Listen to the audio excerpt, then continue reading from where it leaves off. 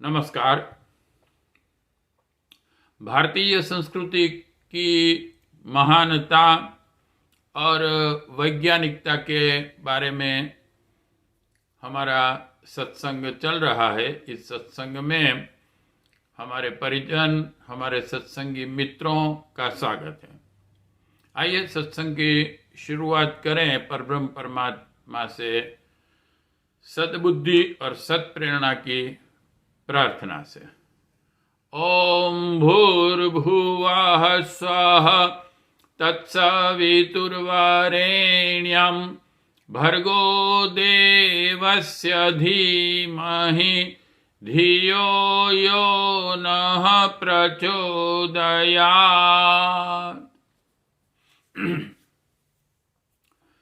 गायत्री मंत्र को समझने का हम प्रयत्न कर रहे थे। आइए आगे देखते हैं। तो हमारी जो अलग अलग देव शक्तियां हैं चेतन स्वरूप में, हमारे ऋषि मुनियों ने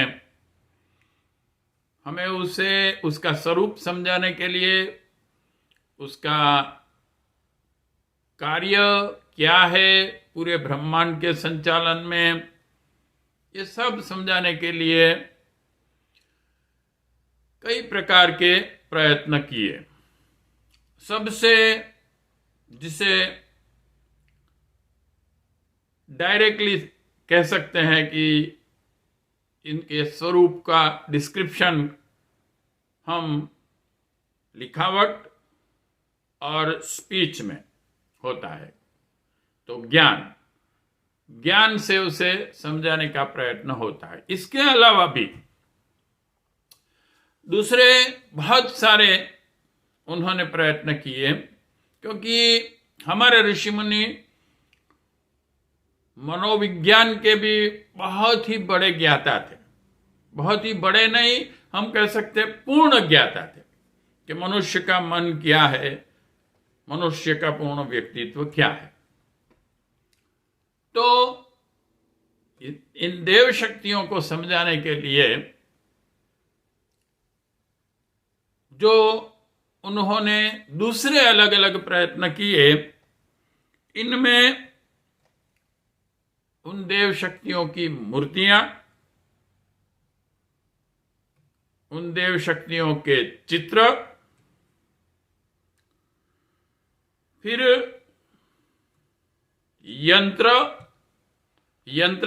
का मीनिंग होता है, वैसे दो अर्थ होते हैं, एक मशीन भी होता है, पर यहां पर मशीन नहीं है, लेकिन कुछ भौमितिक आकृतियां बनाई जाती हैं। जैसे हम देखते हैं ज्योतिष शास्त्र में हॉरोस्कोप, ये हॉरोस्कोप की आकृति से ज्योतिषियों को यह मालूम हो जाता है कि ब्रह्मांड की क्या स्थिति है उस वक्त, कौन सा ग्रह कौन सी ऑर्बिट में किस जगह पर है, और बहुत ही सूक्ष्म तरीके से ये सब ज्ञान उस हॉरोस्कोप में से उसको यंत्र भी कह सकते हैं। यंत्र के शेप ऐसे होते हैं, तो यंत्रों द्वारा भी देने का प्रयत्न किया, ऐसे शेप देके। ऐसे अलग अलग उन्होंने जो वैज्ञानिक तरीके अपनाए। आइए उसमें पहले हम ये देखें कि मूर्ति का क्या महत्व है। सिंबल, इसे ये कह सकते हैं कि प्रत्येक नास्तिक, चाहे कोई भी व्यक्ति हो, वैज्ञानिक हो, साइंटिस्ट हो, इन सबको भी अपने स्टूडेंट को एक्सप्लेन करने के लिए, कुछ समझाने के लिए कुछ मॉडल्स, उसके सिंबल्स वगैरह रखने पड़ते हैं। तो इन मूर्तियों को विश्व के अलग अलग व्यक्तियों ने अलग अलग दृष्टिकोण से देखा है। लेकिन आइए हम देखें कि विश्व के जो विचारशील लोग हैं, जो ज्ञानी लोग हैं, जो बड़े बड़े साइंटिस्ट हैं, और आज के जो चाहे स्पेस के बारे में हो या अलग अलग शाखाएं हो विज्ञान की, उसमें रिसर्च कर रहे हैं, लेटेस्ट इन्वेंशन जिन्होंने किए हैं, इन विचारशील लोगों का हमारी भारतीय संस्कृति की मूर्तियों के बारे में क्या ख्याल है, पहले ये देखेंगे। क्योंकि विश्व में मूर्ति को समझने वाले लोग भी हैं और कुछ लोग ऐसे भी हैं कि जो उनकी उपयोगिता, उनका विज्ञान नहीं समझ सकते हैं। तो कई बार इसे यूजलेस भी कहते हैं। लेकिन हमें यह देखना है कि जो ज्ञानी है और जो अपने आप में अच्छी चीजों को समझ सकता है, जिसका व्यक्तित्व, अपना व्यक्तित्व अच्छा है, सज्जन है, वो लोग का ओपिनियन क्या है। तो मित्रों, पहले तो हम ये देखें कि जैसे कि हमें कोई एक मूर्ति को समझना है, नटराज की मूर्ति है, भगवान शिव की। इनके दो स्वरूप है, एक लास्य यानी कि सौम्य नृत्य करते हुए नटराज, और दूसरा है तांडव, जिसे रौद्र स्वरूप भी कहा जाता है। अब आइए, इन मूर्ति को एक बहुत बड़ी वेधशाला है, एक बहुत बड़ा विज्ञानियों का संगठन है,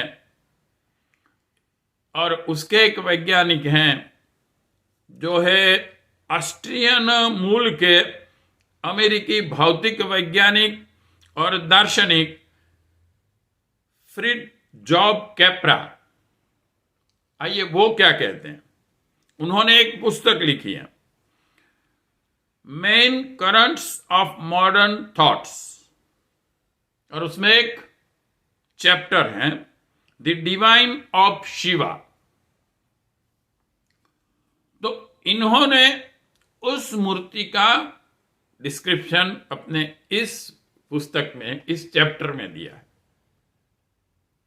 और आपको यह जानकर आश्चर्य होगा कि 8 जून 2004 स्विट्जरलैंड के जिनेवा स्थित संघ के European centre for research particle physics नाम की एक जो साइंटिफिक रिसर्च करने वाली लेबोरेटरी है, जिसे European organisation for nuclear research का सेंटर कहा जाता है। इस सेंटर के एंट्रेंस में बाहर 2 मीटर हाइट वाली नटराज की मूर्ति को रखा गया है। और YouTube पर एक वीडियो क्लिप है जिसमें यह उनके जो चीफ वैज्ञानिक हैं वो लेक्चर देके समझा रहे हैं कि इस मूर्ति में कितना ज्ञान और कितना विज्ञान है। वो कहते हैं कि पूरे ब्रह्मांड में time and energy, how it is working, और छोटे से छोटा एटम, इलेक्ट्रॉन, प्रोटॉन, न्यूट्रॉन कैसे काम कर रहा है, उसमें शक्ति का स्वरूप क्या है, ये सब यह नटराज की मूर्ति समझाती है। ये इसका मॉडल है। ये कौन कहता है? दुनिया का एक बड़े से बड़ा वैज्ञानिक। तो मित्रों, किसी की भी चीज की उपयोगिता क्या है, उसमें क्या ज्ञान है, वो उसके बारे में जो ओपिनियन देने वाले व्यक्ति हैं उनका स्तर क्या है, उनका ज्ञान क्या है, उनका भावनात्मक स्तर भी क्या है, ये देखकर हम एनालिसिस कर सकते हैं। इस लेबोरेटरी को सन लेबोरेटरी कहते हैं और उसे वैज्ञानिकों ने कॉस्मिक डांस कहा है। तो ये है मूर्ति का महत्व। तो आज हम गायत्री माता, गायत्री मंत्र, परब्रह्म परमात्मा की चेतन शक्ति और उसको समझाने के लिए हमारे ऋषि मुनियों ने हमें जो मूर्ति दी है, इसे समझने की कोशिश करेंगे। और इस मूर्ति के साथ एक यंत्र भी होता है। ये यंत्र भी उस चेतन शक्ति को समझाता है। यंत्र के बारे में भी हम देखें कि क्या है। अभी मित्रों 10 अगस्त 1990 को एक इडाहो एयर नेशनल, अमेरिका में, उसका एक गार्ड पायलट ट्रेनिंग ले रहा था कुछ, लेफ्टिनेंट बिल मिलर। वो अपने प्रशिक्षण के दौरान अपना प्लेन लेकर ओरेगन की एक सूखी झील है वहां पर, उस पर से वो अपनी फ्लाइट ले जा रहा था। एट दैट टाइम उसने नीचे उस झील में, सूखी झील में, एक आधे मील लंबी और चौड़ी एक कुछ डिजाइन देखी और उसे बहुत ही आउटस्टैंडिंग लगा। और उसने ये भी मार्क किया कि आधे घंटे पहले वो वहां से पास हुआ था, लेकिन उस वक्त वहां कुछ नहीं था। और ऐसी विचित्र आकृति, वहां से और भी कई प्लेन, ये ट्रेनिंग लेने वाले वगैरह गुजरते रहते हैं, तो किसी न किसी ने देखा होगा, तो वो भी बात करते हैं अपने ट्रेनिंग सेंटर में। तो इस पायलट ने ये जो डिजाइन उधर देखी कि जो आधे घंटे पहले नहीं थी और आधे मील लंबी और चौड़ी थी, वो सिटी ऑफ बर्न्स से करीबन 70 मील दूर थी। उसने अपने हेड को अपने सेंटर में वापस आकर बात की कि ये भाई आकृति कुछ आउटस्टैंडिंग है, कुछ है। सब उसे देखने गए, आश्चर्यचकित हो जाना पड़ा, क्योंकि बहुत ही एक रेगुलर शेप था उसमें। कुछ ट्रायंगल्स थे, कुछ सर्कल्स थे, स्क्वायर्स थे, और बहुत कोई किसी विचारशील व्यक्ति ने ये आकृति बनाई हो। लेकिन आश्चर्य ये था कि ये इतनी बड़ी और इतनी अच्छी आकृति कैसे बनी, क्योंकि करीबन उस जमीन के अंदर 3-3.5 इंच का गहरा खड्डा बनाकर उसे ड्रॉ किया गया था।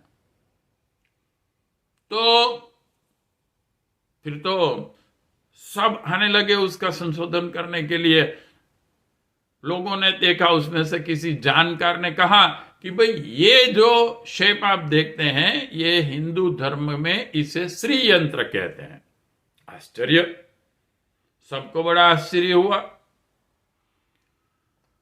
तो फिर ये श्री यंत्र यहां किसने बनाया, और वो भी आधे घंटे के अंदर, जबकि आकृति देखकर ऐसा महसूस होता था कि इसे बनाने में करीबन 1 महीना लग जाएगा। तो एक जजमेंट ये भी आया कि ये एलियंस का काम है। कोई किसी दूसरे ग्रह पर से कोई विचारशील व्यक्ति, जिसे एलियंस कहते हैं, आते हैं हमारे ग्रह पर कभी कभी, और कभी कभी ऐसी घटनाएं बहुत कुछ कई जगह पर बनती हैं, ये वही बना सकते हैं। और इतनी विचारशील आकृति, उनका परफेक्ट शेप है। कई लोगों ने इनका विरोध भी किया कि नहीं नहीं नहीं भाई ऐसा नहीं, ये तो किसी मनुष्य ने बनाई होगी। और ये उन्होंने कुछ व्यक्तियों ने इकट्ठे होकर कहा कि हम भी बना सकते हैं, ये कोई एलियंस वेलियंस का काम नहीं है।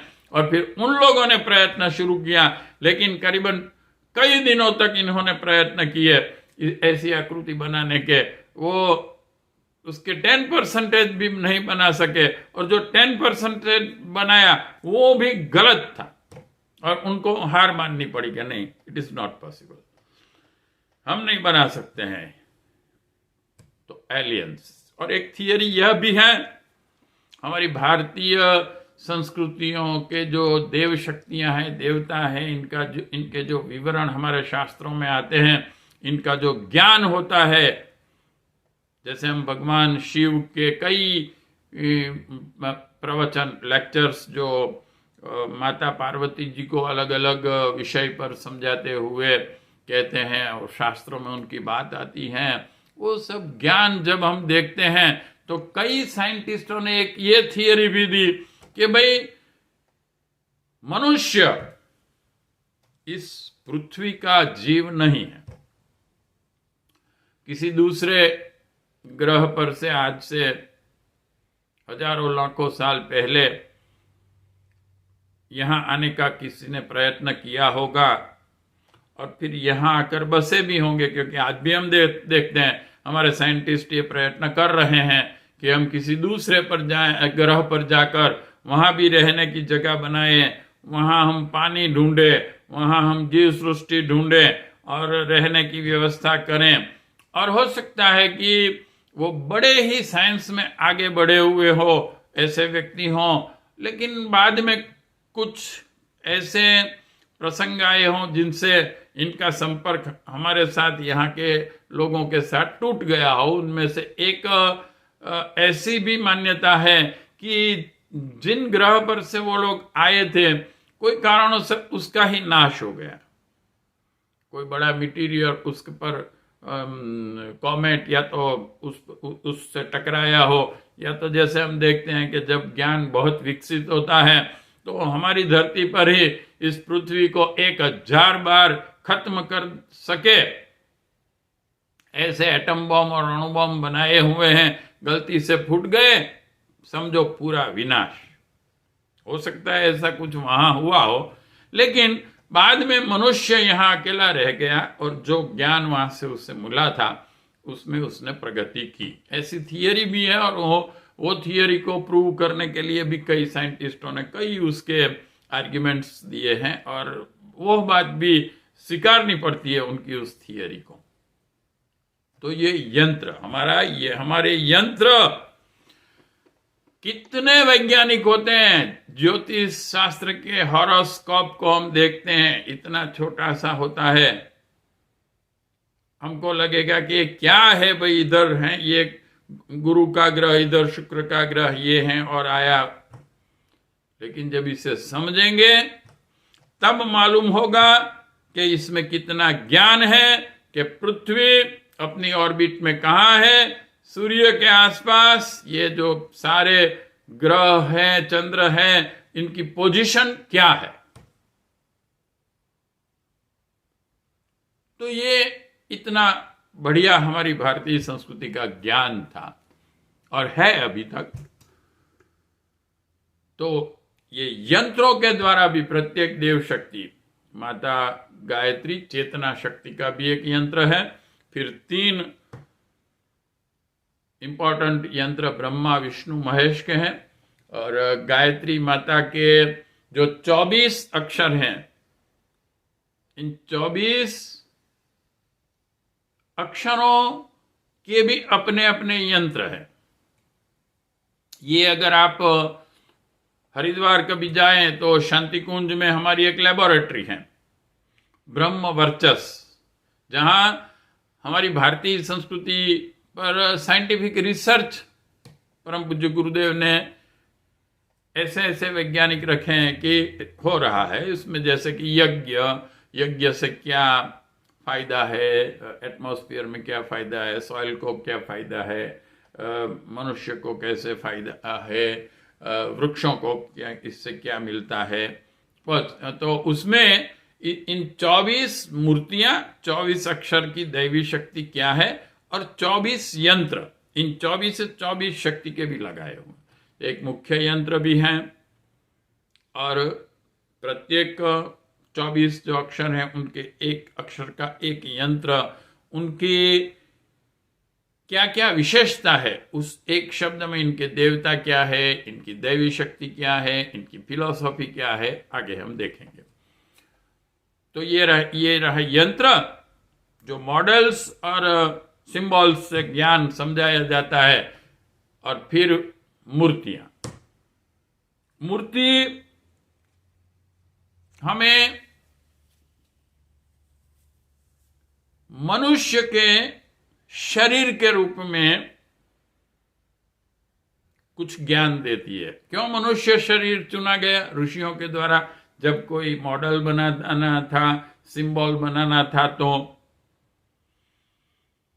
तो आप देखेंगे कि हमारी आत्मा निरंजन निराकार है, लेकिन उस आत्मा को, जीव को जब अपनी अभिव्यक्ति करनी है, तो और ब्रह्म परमात्मा ने जो उसे सबसे अच्छा यंत्र दिया वो है मनुष्य शरीर।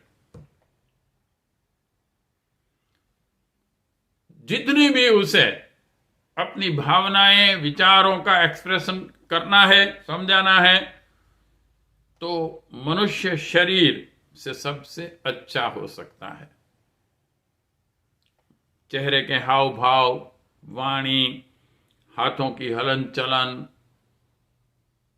पूरे शरीर की हलन चलन, आजकल जिसे बॉडी लैंग्वेज कहते हैं, इससे जीवात्मा अपने भावों की अभिव्यक्ति बहुत ही बढ़िया तरीके से कर सकते हैं। तो इसीलिए ऋषि मुनियों ने उन दैवी शक्तियों को समझाने, एक्सप्लेन करने, मनुष्य शरीर की आकृति का चयन किया कि यही वो शेप हैं जिससे हम बढ़िया तरीके से इन दैवी शक्तियों का ज्ञान समझा सकते हैं। तो यह मूर्ति का महत्व हमने देखा। आइए देखते हैं कि गायत्री माता की जो मूर्ति और चित्र है हमें दिया गया है वो क्या है। गायत्री माता की दो मूर्ति, दो चित्र, प्रकार के चित्र हमें दिए गए हैं। एक है एक मुखी, एक है पंचमुखी, 10 भुजा है जिसकी। अब प्रत्येक देव शक्ति को समझाने के लिए अलग अलग उनकी भुजाएं, अलग अलग उनके हाथों में आयुध वगैरह दिए गए हैं। ब्रह्मा के 4 मुख हैं। ऐसे अलग अलग तरीके से इसे समझाने की कोशिश की है ऋषि मुनियों ने। तो ब्रह्मा के जैसे कि उत्पादन शक्ति है, उनके 4 मुख हैं, 4 वेद हैं, 4 प्रकार का ज्ञान है, ये समझाया गया है। ऐसे गायत्री माता की जो एक मुखी मूर्ति है, देव शक्तियों के बारे में भी हमने ये देखा कि व्यष्टि और समष्टि 2 में व्याप्त है। जैसे कि सरस्वती माता ज्ञान का स्वरूप, ज्ञान क्या है, तो हमारे अंदर भी ज्ञान है और पूरे कोटि कोटि ब्रह्मांड में भी व्याप्त है, क्योंकि भी उसका प्रत्येक कण अपने आप में जो कार्यरत हैं उसे ये ज्ञान है कि मुझे क्या करना है। तो इस चेतन शक्ति, आत्मा, उसका भी 2 स्वरूप है, व्यष्टि समष्टि। चेतन, व्यापक चेतना, वैसे वो अलग नहीं है जैसे ब्रह्मा विष्णु महेश। चेतन शक्ति एक ही है, अद्वैत हमने देखा।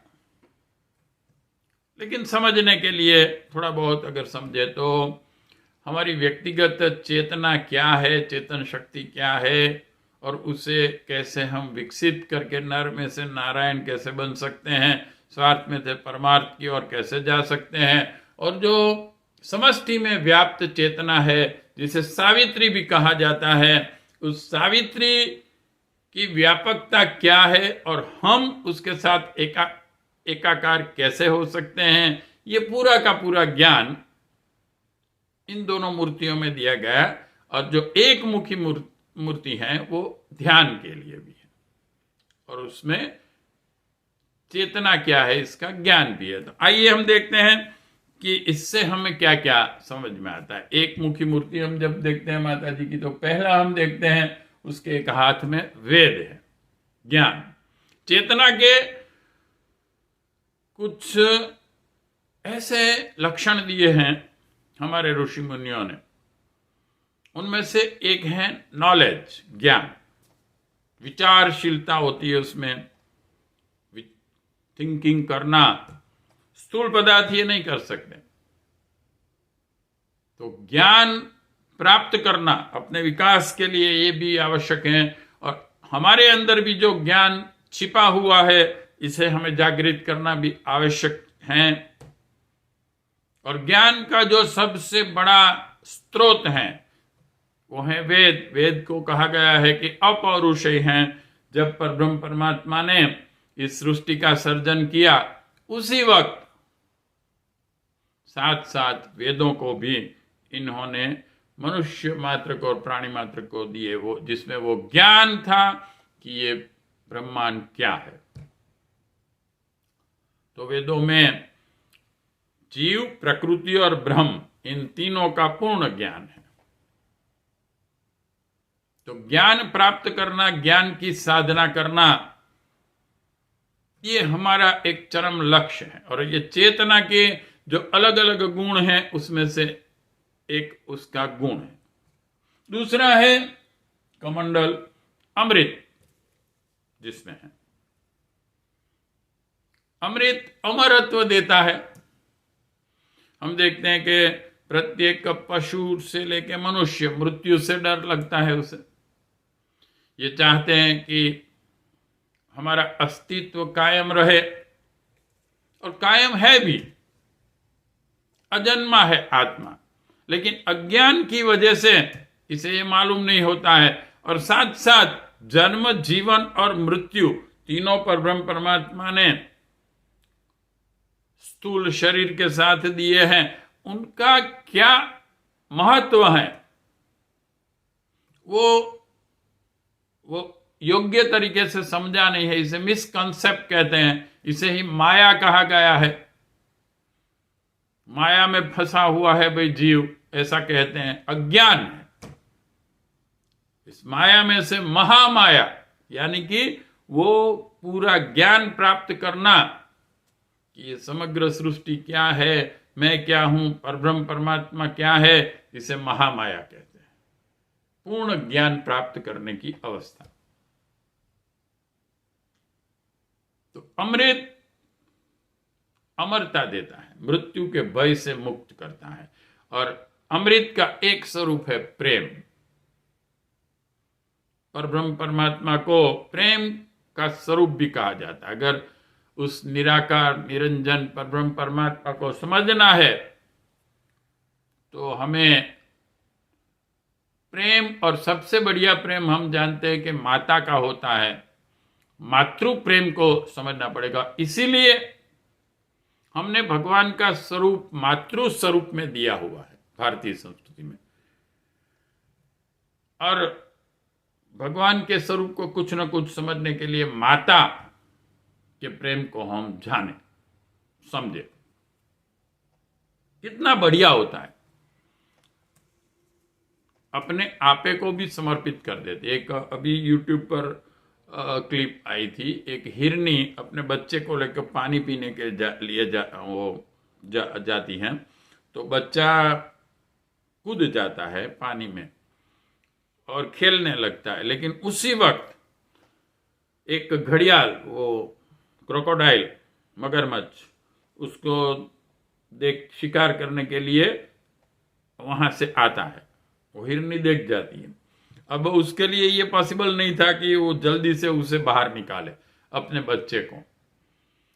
और न तो उसका सामना कर सकती हैं। तो उसने क्या किया, बीच में कूद कर खड़ी हो गई।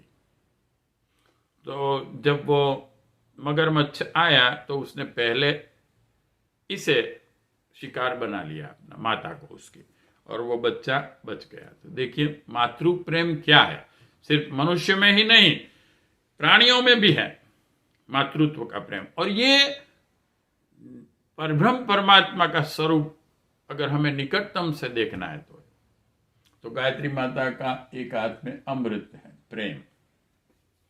अब इनके प्रत्येक हमारे जो देवता होते हैं, इनके अपने आयुध और हाथ में अलग अलग आयुध और उनके अपने वाहन भी होते हैं। गायत्री माता हंस पर बैठे हुए दिखाए गए।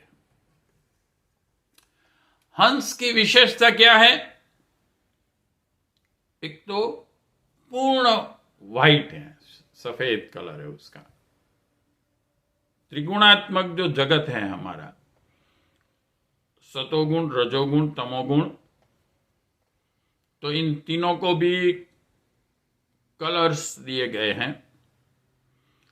तो तमोगुण ब्लैक, रजोगुण रेड और सत्वगुण येलोइश, और एक इन तीनों गुणों से भी ऊंची अवस्था है जिसे गुणातीत अवस्था कहते हैं।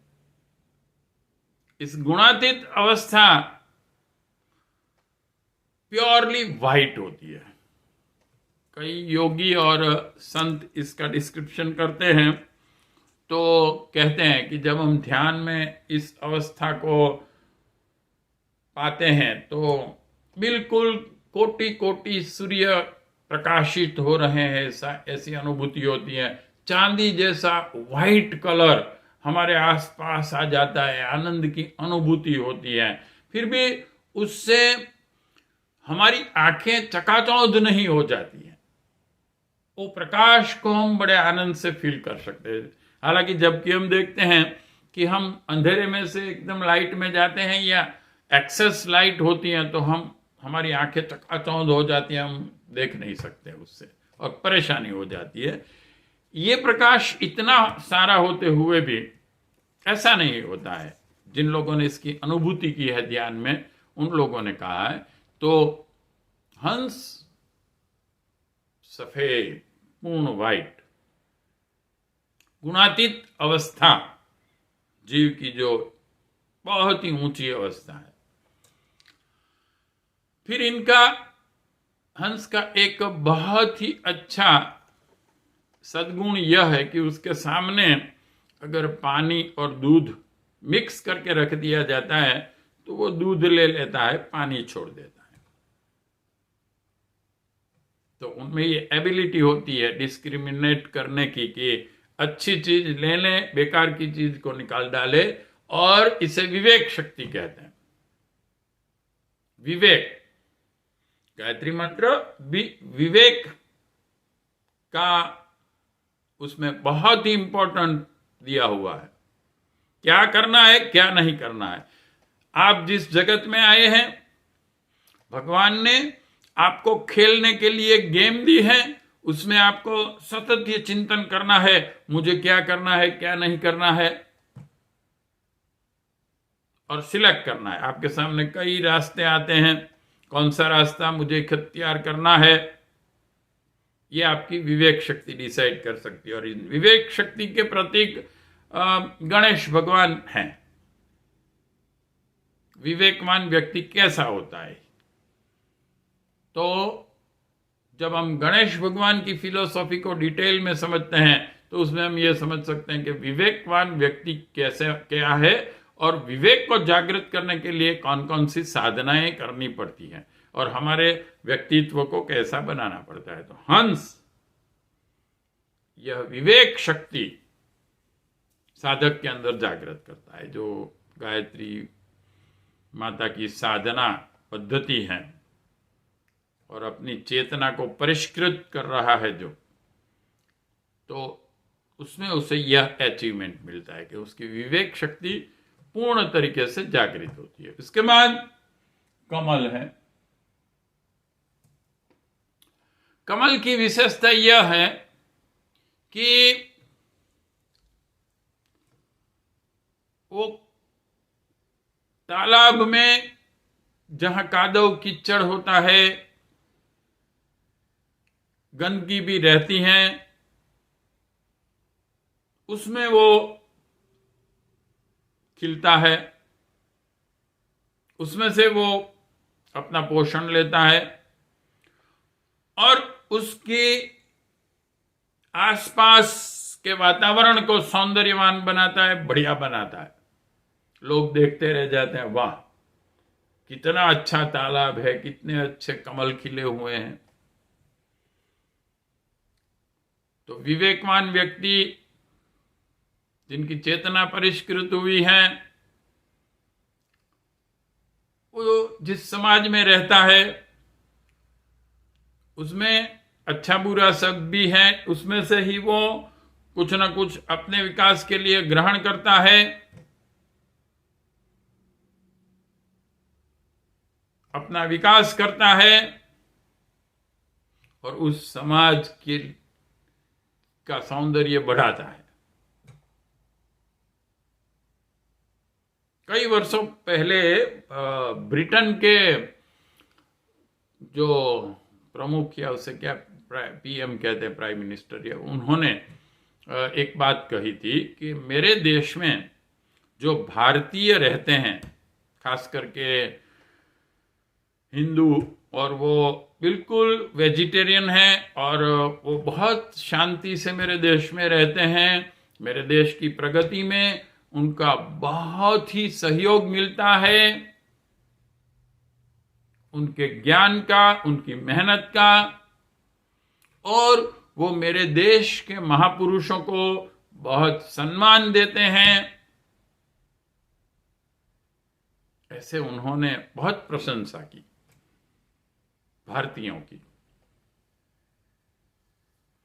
तो अच्छे लोग जहां भी जाते हैं उसको आगे बढ़ाने का प्रयत्न करते हैं। और गुरुदेव ने एक वाङ्मय नंबर 35, समस्त विश्व को भारत के अजस्त्र अनुदान, उसमें यह समझाने की भी कोशिश की है कि कैसे हमारे भारत के साधु संत परिव्राजक पूरे विश्व में जाते थे, हमें अपने देश में से कष्ट सहन करके जाते थे, और जहां भी वो जाते थे उस देश का विकास करने का प्रयत्न करते थे। और इनके बहुत सारे एविडेंस भी मिलते हैं, उन्होंने दिए हैं उस वाङ्मय में। और जैसे बाहर के कई देशों में से कष्ट सहन करके ज्ञान प्राप्त करने के लिए भी कई स्टूडेंट हमारे देश में आते थे। तो कमल किसी भी परिस्थिति में है, जैसे कि एक कहावत है भाई कि इस दुनिया में मूर्ख लोग बुद्धिशाली के पास से कुछ सीखते नहीं हैं, लेकिन बुद्धिशाली मूर्ख के पास से भी कुछ ना कुछ सीख लेते हैं। ऐसे बाहर का वातावरण अगर ठीक नहीं है तो भी उसमें से कुछ ज्ञान प्राप्त करते हैं। दत्तात्रेय जी हमारे थे तो उन्होंने पशुओं के पास से भी कुछ सीखा, सांप को भी गुरु बनाया, निर्जीव व्यक्ति को भी गुरु बनाया, और उनसे भी उन्होंने बहुत कुछ सीखा। और कमल निर्लेप भी होता है। अगर थोड़ी सी गंदगी उसके पर्ण पे या उसके फूल पर रख दी जाए तो उसे टच नहीं करती है, वो निकल जाती है, वो गंदा नहीं होता है, निर्लेप। गीता में भगवान कृष्ण ने 27 कैरेक्टरिस्टिक्स ऐसे व्यक्ति के दिए हैं, ऐसे 27 गुण। स्थित प्रज्ञ जो होता है, स्थित प्रज्ञ व्यक्ति कैसा होता है? उसे बाह्य खराबियां डिस्टर्ब नहीं करती, मान अपमान किसी भी परिस्थिति में वो होगा, वो अपने आप को स्थिर रख सकता है। तो कमल यह सिखाता है कि आपको अगर साधना में आगे बढ़ना है, अपना विकास करना है। आगे हम देखेंगे कि आध्यात्मिक प्रगति में जो 3 बाधाएं हैं वो है अध्यात्म में, हमारे अध्यात्म में कही गई हैं। तो उन बाधाओं में मल, विक्षेप और आवरण, ये 3 कहा गया है। मल हमारे आंतरिक दुर्गुण है और आवरण ये प्रेजुडाइज है हमारे ही, और ये जो विक्षेप है वो बाहर से आते हैं। अगर उसका आप सामना नहीं कर सकते हैं तो आप प्रगति नहीं कर सकते, आप डिस्टर्ब ही रहेंगे, आप आनंद की अनुभूति नहीं कर सकेंगे। क्योंकि इस विश्व में आप आए हैं जहां, वहां आपका मान भी होगा और अपमान भी होगा। आप कैसे भी अच्छे व्यक्ति बनेंगे, कैसा भी अच्छा व्यवहार करेंगे सबसे, लेकिन समाज में अच्छे और बुरे दोनों प्रकार के व्यक्ति रहते हैं। खराब परिस्थितियां आएगी, आपका अपमान भी करेंगे लोग। आप अगर प्रगति कर रहे हैं तो आपकी ईर्ष्या द्वेष भी करेंगे लोग, आपको आगे नहीं बढ़ने देंगे। इन सभी विपरीत परिस्थितियों में भी आपको निर्लेप रहना है, स्थित प्रज्ञ रहना है। आपको इंटरनली कोई भी तकलीफ न होनी चाहिए कि किसी ने अपमान किया तो रातों की नींद उड़ गई हमारी, विह्वल हो गए, उसी पर चिंतन करते रहें। ऐसा नहीं होना चाहिए। तो ये अवस्था हमें प्राप्त करनी है कमल, स्थित प्रज्ञ व्यक्ति। फिर गायत्री माता को गहने पहनाए गए हैं सौंदर्य बढ़ाने के लिए। गहने का अर्थ है, गहने से देखते हैं हम सौंदर्य बढ़ता है, सिंबॉलिक है। सद्गुणों का विकास, मनुष्य का वास्तविक सौंदर्य क्या है? मनुष्य का वास्तविक सौंदर्य है अपने सद्गुण। जितने भी हो सके हमारे सद्गुणों को बढ़ाना चाहिए, और हमारे में कुछ ना कुछ नेगेटिव साइड भी होती हैं, दुर्गुण भी होते हैं, तो उसे कम करने का एक प्रयत्न करना चाहिए।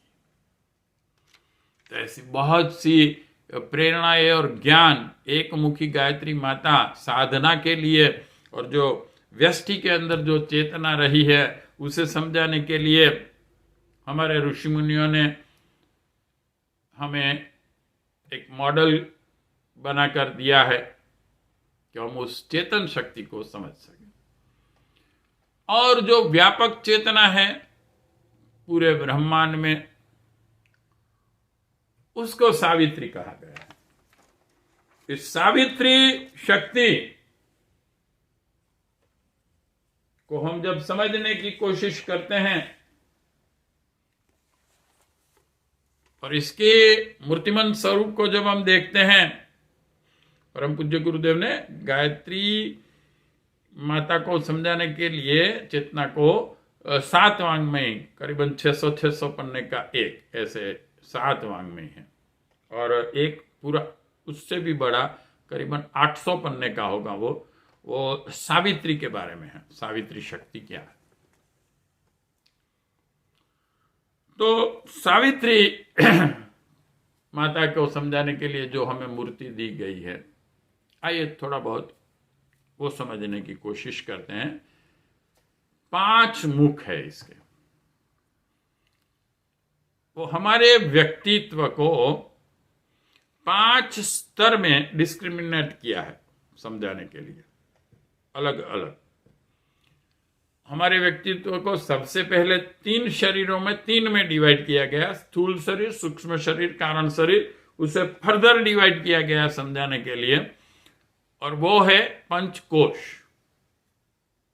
अन्नमय कोश, प्राणमय कोश, मनोमय कोश, विज्ञानमय कोश और आनंदमय कोश। इसे आज के वैज्ञानिक physical body, etheric body, astral body, cosmic body और कॉजल बॉडी कहते हैं। जो हमारी भारतीय संस्कृति का ज्ञान है, धीरे धीरे धीरे धीरे वो मॉडर्न साइंस भी अब स्वीकारने लगा है। तो इन 5 शरीर के यानी कि हमारे व्यक्तित्व के जो आयाम हैं वो क्या है, उसका स्वरूप क्या है, उसका विकास किन साधनाओं से हो सकता है, विकसित होने के बाद उससे क्या रिद्धि सिद्धि मिल सकती है, एबिलिटीज आपके अंदर जागृत होगी, ये पूरा पंचकोशी साधना में दिया गया है। इसे बहुत ही संक्षिप्त में परम पूज्य गुरुदेव ने गायत्री महाविज्ञान के 3 पार्ट, अब इसका एक बना दिया गया है, में जो उन्होंने पूरी भारतीय संस्कृति को समझाने के लिए एक ऐसा पुस्तक बनाया है कि सबसे पहले वो पढ़ना आवश्यक है। 2 वेरी इंपॉर्टेंट बुक्स कह सकते हैं। एक हैं परम पूज्य गुरुदेव ने अपना जीवन चरित्र लिखा, हमारी वसीयत और विरासत, और दूसरा है गायत्री महाविज्ञान। तो इसमें पंचकोशी साधना को संक्षिप्त में समझाया है। व्यक्तित्व विकास की साधना, पूर्ण व्यक्तित्व क्या है हमारा, क्योंकि व्यक्तित्व विकास की जब बात करनी है तो पहले ये जानना पड़ेगा कि मनुष्य का पूर्ण व्यक्तित्व क्या है। जैसे आज का विज्ञान तो पहले ये कहता था कि बस ये हाड़ मांस का शरीर है, वो ही व्यक्ति है, वो जब मर जाता है व्यक्ति मर गया, विनाश हो गया। लेकिन अब धीरे धीरे उन्होंने देखा, रशिया के एक वैज्ञानिक है, किर्लियंस उनका नाम था, उन्होंने एक किर्लियंस फोटोग्राफी ढूंढी, इन्वेंशन उन्होंने, वैसे वो एक्सरे के निष्णात थे और कुछ उनसे गलती हो गई, उस मशीन में गया तो डिफेक्ट आई, और उसमें जो फोटोग्राफ आया उसमें उसने देखा कि मनुष्य के शरीर के आसपास भी एक ऑरा जैसा फोटोग्राफ आ गया, प्रकाश, हाथ का फोटोग्राफ, पैर का, मनुष्य का। उन्होंने सोचा कि ये क्या है, एक्सीडेंट पे आ गया है। लेकिन फिर उन्होंने देखा कि एक्चुअली ऐसी डिफेक्ट आ गई मशीन में कि जो ये फोटोग्राफ्स आए तो प्रत्येक जीवित व्यक्ति, इवन दो वृक्षों में भी उनके आसपास एक दिखाई नहीं देता लेकिन एक ऑरा जैसा होता है, जो इस किर्लियंस फोटोग्राफी, फिर उन्होंने उसको नाम दिया, उसमें आता है। निर्जीव पदार्थों में ये नहीं होती है। तो ऐसे उन्होंने ये देखा कि भाई स्थूल शरीर ही सब कुछ नहीं है। डेड बॉडी की जब किर्लियंस फोटोग्राफी ली जाती है तो उसमें वो ऑरा नहीं आता है। वो हमारे ऋषि मुनियों ने चेतना भी, आत्मा भी जो है हमारे व्यक्तित्व के अंदर, उन सब को वो जानते थे पूरी तरीके से कि मनुष्य का व्यक्तित्व क्या है। पंचकोशी साधना, ऐसी अलग अलग साधनाएं हैं। गायत्री मंत्र का जो साधनात्मक पक्ष हैं व्यक्तित्व विकास के लिए, योग दर्शन भी हैं, जिसमें अष्टांग योग जिसे कहा जाता है, यम, नियम, आसन, प्राणायाम, प्रत्याहार, धारणा, ध्यान, समाधि। और धारणा, ध्यान, समाधि जब तीनों को एक साथ किया जाता है उससे संयम। इन सब साधना पद्धतियों को जब हम प्रैक्टिकल में अपने जीवन में अडॉप्ट करते हैं तब कहीं जाके हमारा व्यक्तित्व विकसित होता है। पंचकोशी साधना में यही कहा गया है। संक्षिप्त में देख लें कि वो क्या है। पहला कोश है अन्नमय कोश, हाड़ मांस से बना हुआ शरीर। इसमें जो साधना पद्धतियां हैं इसमें वेरी इंपॉर्टेंट आसन और उपवास पद्धति को परम पूज्य गुरुदेव ने कहा। इसके अलावा भी बहुत सारी साधनाएं हैं और उससे जो अचीवमेंट मिलता है, स्वस्थ शरीर, दीर्घायुष्मान होना, निरोगी रहना, ये सब उसकी सिद्धियां हैं। उसके बाद प्राणमय कोश। प्राणमय कोश उसे जीवन शक्ति कहते हैं। हम देखते हैं कि कई व्यक्ति शरीर से स्वस्थ होते हैं, बलवान होते हैं, रुष्ट पुष्ट होते हैं, लेकिन वो आलसी होते हैं, कुछ करने की तमन्ना उनमें नहीं होती है। जबकि कई व्यक्ति दुबले पतले होते हैं लेकिन क्रियाशील रहते हैं, बहुत कुछ काम करते हैं, मनोबल उनका बढ़िया होता है। यह है प्राण शक्ति उनके अंदर हुई, प्राण, वाइटल एनर्जी इसे कह सकते हैं। तो प्राणमय कोश जिनका स्वस्थ होता है, शक्तिशाली होता है, वो अपना जीवन सक्रिय और बहुत ही आनंदित तरीके से जी सकता है। आलस उसके पास आएगी तक नहीं। और आलस और प्रमाद दो कहते हैं। आलस शारीरिक है, प्रमाद मानसिक है। कोई प्रॉब्लम अगर आता है तो उस पर चिंतन करने की इच्छा नहीं होती, जो आलसी प्राण शक्ति विहीन होते हैं। जबकि जो प्राणवान होते हैं वो सामने से चैलेंज को कहते हैं, आओ। इन प्राण शक्ति को कैसे बढ़ाया जाए, इनकी साधनाएं होती हैं, प्राणायाम इसमें मुख्य हैं। और प्राण शक्ति बढ़ने से जन्म मृत्यु भी सरल होता है। जो प्राणवान होता है वो सरलता से अपना शरीर त्याग देता है मृत्यु के समय। प्राण विहीन व्यक्ति जो होता है उनके लिए तकलीफ होती है, जल्दी शरीर छूटता नहीं है, क्योंकि जीवात्मा को शरीर से अलग करने की प्रक्रिया भी प्राण शक्ति से ही होती है।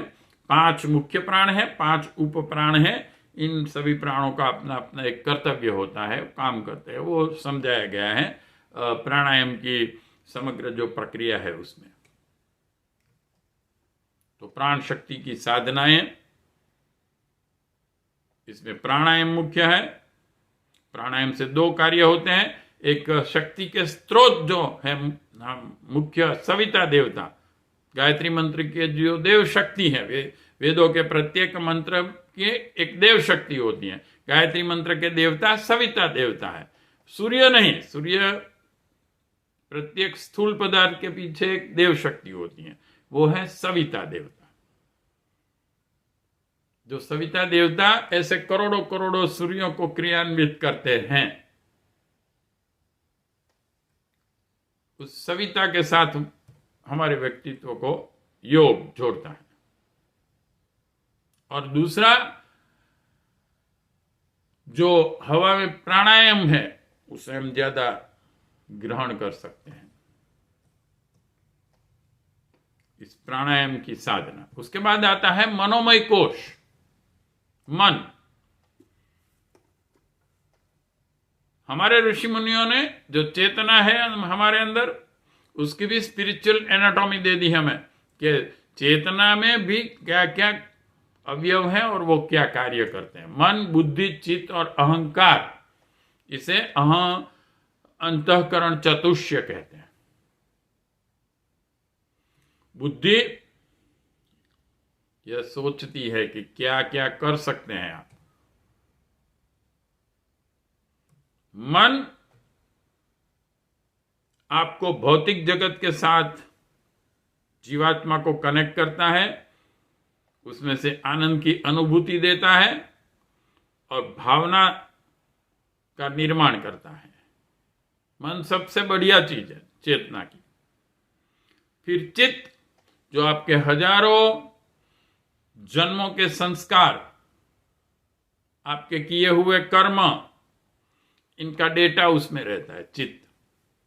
और अहंकार आपको अपने आपे की एक अनुभूति देता है कि मैं हूं, मैं जिसे कहते हैं। इसमें से मन को एक संपूर्ण कोश कहा गया हमारे ऋषि मुनियों ने, और उसकी एक पूरी साधना पद्धति दी गई, जिसमें वेरी इंपॉर्टेंट में त्राटक वगैरह आते हैं, ध्यान। और एक कहावत भी है, मन के जीते जीत, मन के हारे हार। वैसे मनुष्य मन का गुलाम होकर रहता है पूरे जीवन भर, अपने मन को जान नहीं सकता है और मन उस पर हावी रहता है। ये ऐसा हुआ कि आपको एक बड़ा शक्तिशाली नौकर दे दिया गया है या तो यंत्र दे दिया गया है, लेकिन वो नौकर आप पर हावी हो जाता है। जबकि आपको उस मन की शक्तियों को जानना चाहिए, उन शक्तियों को जागृत करना चाहिए और उनको आप जो चाहे ऐसे काम कराना चाहिए। तो मन की साधनाएं हमें मनोजय की ओर ले जाती हैं। और इसके बाद आता है विज्ञानमय कोश। ये 3 कोश थे, वो हमारे में ही सीमित थे, अब हम बाहर की ओर आते हैं। प्रत्येक जीव पूरे ब्रह्मांड के साथ कनेक्टेड है, अलग अलग स्तर से, अलग अलग, जैसे कि हम मुंह से पूरे ब्रह्मांड में जो अन्न है उसके साथ जुड़े हुए हैं, हम नाक से, सांसों से, वायुमंडल के साथ जुड़े हुए हैं, हम कानों से जो आवाजें हैं, वाइब्रेशन से, उनके साथ जुड़े हुए हैं, हम आंखों से पूरे जगत में जो प्रकाश तत्व हैं उनसे जुड़े हुए हैं। ऐसे ही हमारे 6 चक्र है, मूलाधार चक्र, स्वादिष्ठान चक्र, मणिपुर चक्र, अनाहत चक्र, विशुद्ध चक्र, आज्ञा चक्र, सहस्त्रार चक्र। ये स्थूल से सूक्ष्म की ओर है। और ये भी जो अलग अलग स्तर हैं पूरे ब्रह्मांड के, पूरी सृष्टि के 7 स्तर कहे गए हैं अपर और 7 डाउनफॉल के। तो उसे 7 नर्क और 7 स्वर्ग ऐसे अलंकारों से वर्णित किया गया है। वो वास्तविक में आपकी अवस्थाएं हैं। आप जिन अवस्था में होंगे, बाह्य परिस्थितियां आपको आनंद नहीं देती है, आपकी अपनी अवस्था कैसी है, ऊंची आती है कि नहीं। जिनकी अपनी अवस्था ठीक नहीं है, बाह्य परिस्थिति स्वर्ग जैसी होगी, फिर भी वो आनंद में नहीं रह सकेगा। तो विज्ञानमय कोश हमें उस ब्रह्मांड के साथ कनेक्ट करता है। वैसे कनेक्ट तो है ही, हम मिनिमम आवश्यकता पर ब्रह्म परमात्मा प्रत्येक जीव को दे ही देते हैं।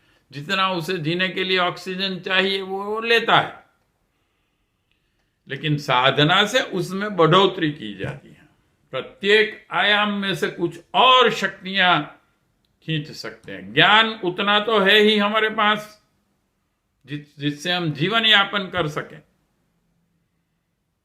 शरीर की क्षमताएं भी ऐसी हैं दी हुई पर ब्रह्म परमात्मा ने कि हम जीवन यापन कर सकें। एक हिरण का बच्चा है, जन्म लेता है, तुरंत अपनी माता के साथ चलने लगता है, उसे चलने का सिखाना नहीं पड़ता। मनुष्य का बच्चा शुरुआत में उसकी प्रगति बहुत कम होती है, लेकिन हिरण का बच्चा की एक कैपेसिटी होती है, कुछ प्रगति उसकी बहुत जल्दी होती है, लेकिन एक स्तर पर आकर रुक जाती है। जबकि मनुष्य का बच्चा बहुत ऊंचे स्तर पर अपनी बौद्धिक क्षमताएं भी बढ़ा सकता है। तो हम ब्रह्मांड के साथ 6th सेंस से जुड़ते हैं। इसे विज्ञान में कोश 6th सेंस कहा जाता है। थोड़ी बहुत जागृत होती ही है। हम देखते हैं कि कई बार हमें ऐसा होता है कि हम कहीं बाहर निकलते हैं घर से और ट्रैवलिंग के लिए जाते हैं और हमें मजा नहीं आता है, कुछ ऐसा होता है कि आज कुछ गड़बड़ी है और एक्सीडेंट होता है। तो हमें आगे से कैसे मालूम हो गया? 6th sense. दूर श्रवण, दूर जो कुछ होता है वो देखने की ताकत, ये सब 6th सेंस की जागृति से होता है। विज्ञानमय कोश। और उसके बाद आता है आनंदमय कोश।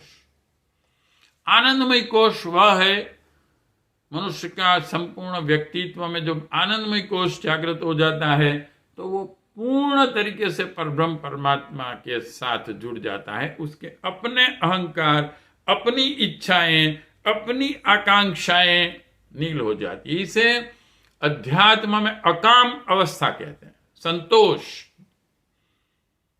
की एक भावना उसमें होती है। अकाम अवस्था अपने लिए कुछ नहीं मांगना, अपने लिए कोई इच्छा नहीं। क्योंकि जहां तक आपको अपने लिए, चाहे वो भौतिक हो, चाहे वो आध्यात्मिक हो, आपको परब्रह्म परमात्मा से दूर रखती है। तो यह जब अकाम अवस्था आनंदमय कोश की जागृति होती है तो मोक्ष की 4 अवस्था की गई है कि एक है सारूप्य, एक है सामीप्य, सालोक्य और चौथा है सायुज्य। ये सायुज्य जो है इसका मतलब है कि ईश्वर की परब्रह्म परमात्मा की जो समग्र प्रक्रिया चलती है, पूरा ब्रह्मांड वो चला रहे हैं, उनकी कुछ एक उनका लक्ष्य, कुछ करना है, कैसे चलाना है। तो आनंदमय कोश जागृत होते ही आप परमात्मा के साथ जुड़ जाते हैं। आपका अस्तित्व अलग होते हुए भी अलग रहता नहीं है, संपूर्ण तरीके से आप उस प्रक्रिया के साथ घुल मिल जाते हैं। तो फिर अपने जीवन में आप जो भी करेंगे वो परब्रह्म परमात्मा की इच्छा होगी। गुरुदेव कहते थे ना कि भाई मैं मेरे गुरु का गुलाम हूं और भगवान के हाथ की कठपुतली हूं। गुलाम का अपनी कोई इच्छा नहीं होती है, वो मालिक कहता है ऐसे करता रहता है। और